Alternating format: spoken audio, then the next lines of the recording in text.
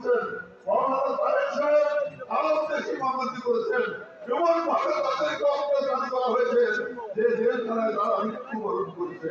তারা আমার চেয়ে অনেক বয়স।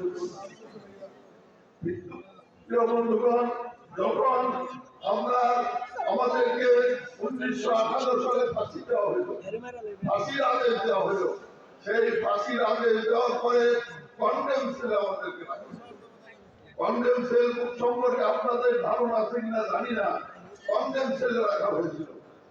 সেই কন্ডেম সেলে আমাদের উপরে কন্ডেম সেলে নির্যাতন করা হয়েছে, নিপীড়ন করা হয়েছে।